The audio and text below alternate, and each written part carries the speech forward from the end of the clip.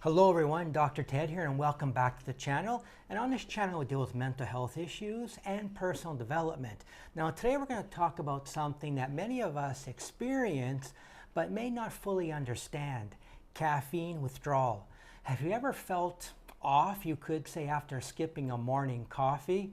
Then this video is for you. One of the most common symptoms of caffeine withdrawal is a headache. Now this can range from a mild headache to a very severe one, and it's described as a real throbbing pain. Now it's caused by a sudden change in blood flow in the brain when caffeine is no longer present. Oh, I'm tired. Fatigue is another typical symptom. Without caffeine's stimulating effects, you might feel unusually tired and lack energy. This is your body's natural response to the absence of a stimulant, as it has grown accustomed to getting caffeine.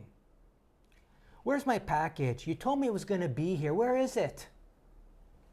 Irritability or being upset can set in. You might find yourself more easily frustrated or sensitive to stress. This is very normal or part of the withdrawal process because your body is not getting any caffeine. Why can't things go good for me? Why do I feel the world's on my back? Feeling a bit down or experiencing a depressed mood is also common. Caffeine can affect the neurotransmitters in your brain, and without it, you might feel temporarily unhappy or just unmotivated to do anything.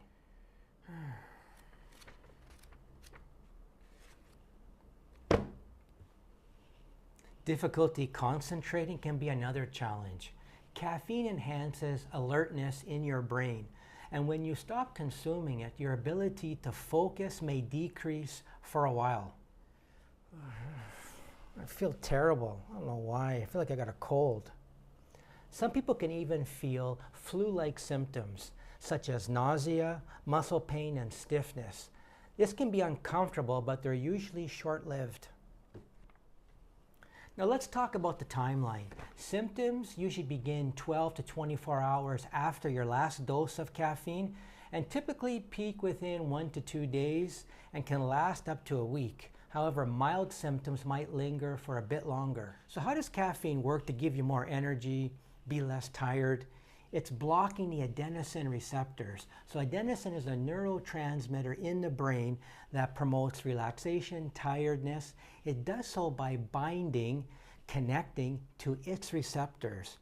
So you're doing some exercise or some kind of activity, and this chemical is released into the brain, released into the body, and it's trying to connect with its receptors.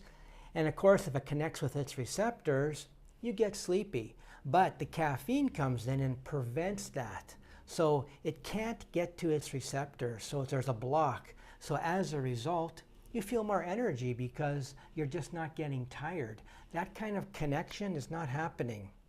So with regular caffeine consumption, your brain notices that this adenosine is not having its usual effect. So to compensate, the brain increases the number of these adenosine receptors. Now this is an attempt to balance out the effects of the blocked receptors because, again, the caffeine is blocking things from happening.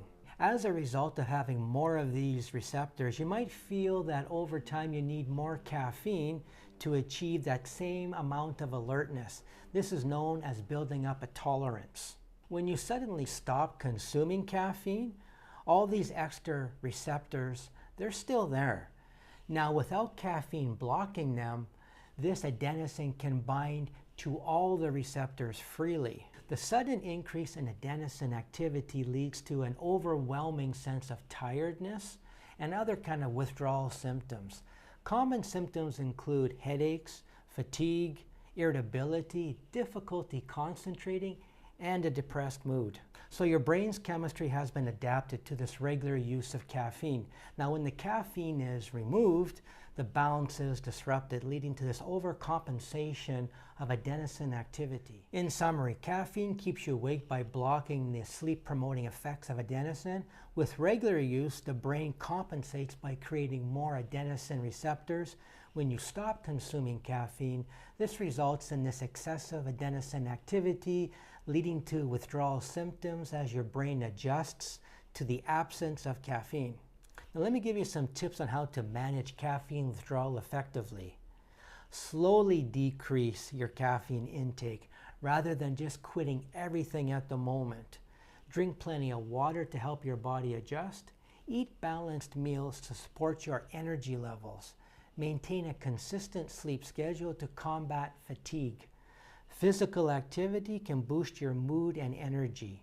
You can even use over-the-counter medications if needed to help with headaches. Many people want to reduce or eliminate caffeine from their lives. I hope some of the tips in this video can help you do so. If you know of somebody who could benefit from this video, please share it with them. And as always, wishing you the best mental health wherever you are in the world. Until the next video, take care. If you want to learn more about the impact of caffeine on mental health, check out my video on tea.